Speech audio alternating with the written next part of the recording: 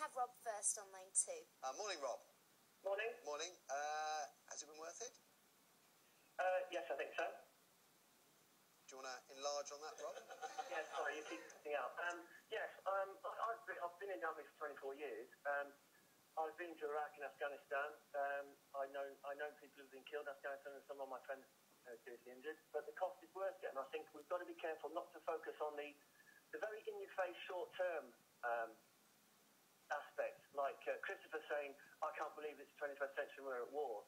What we're talking about is a group that wants to see our culture wiped from the face of the earth. They don't want us around. They call us dirty infidels, godless people. Now, they're a very, very tiny portion of the global population, but they are determined, they're financed, and they are resourced. Are they beatable, Rob? to make trouble. Are they beatable, the Taliban? I mean, the Soviets, the Soviets against the Mujahideen. And that's why we have to. There's two aspects of it. There's like a global cultural aspect. Yep, hearing you. Sorry, so there's two aspects to it. There's a global cultural aspect and the cost to the world, and then there's a short-term, can we do it militarily? The answer is no, but then, as much as it sort of pains me to refer to it, the same thing happened with Northern Ireland. You have to get to a point where both sides realise you can't do it with just fighting, and then they start to talk. And look what's happening now in Northern Ireland. And it may be 30, 40 years later, but something will be got on some kind of a political level. And the truth is, the Taliban sneak into all the meetings we have with the local elders, and they know what's on offer. It's a question of whether we can find that balance, and we can do it with a degree of face saving for both sides. Like I was going to say right early on, is if you want to call it the enemy, the insurgents, they have a medieval mentality. They want to just destroy people, and they'll do that by any means possible. And that's why they use people like suicide bombers, etc. I don't want to touch on how do they keep recruiting and why do they keep recruiting from other countries. That's another issue altogether. But the fact of the matter is, and the other one is, that if you want more July bombings and more 9/11, then we stop now and we come home. So, my little boy's been hurt, don't let any more of our boys get hurt. If we leave them alone, they'll come to us. So you would say, categorically, that we have been safer in this country for the last 10 years as a result of the effort people like you have been putting in over there?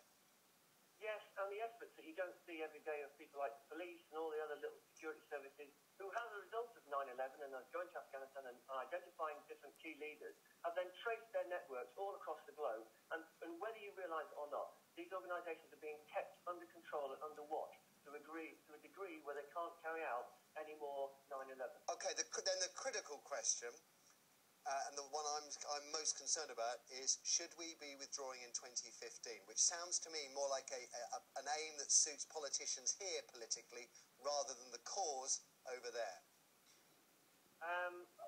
It seems the progress seems to accelerate, and if you look at the situation in Iraq, and it was an absolute nightmare when we first withdrew, and we made a bit of a mess of that in very simple terms, but it has stabilised considerably. Yes.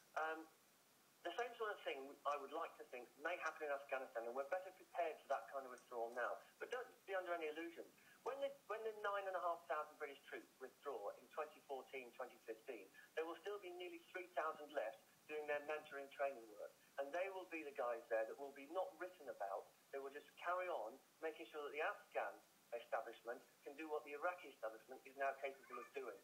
So it's not like we're abandoning the place and nothing's going to happen. Yes, we've got to keep a close eye on it. We've got to be prepared to walk straight back in again if it starts to get out of control. Okay, Rob, thank you. Brilliant call.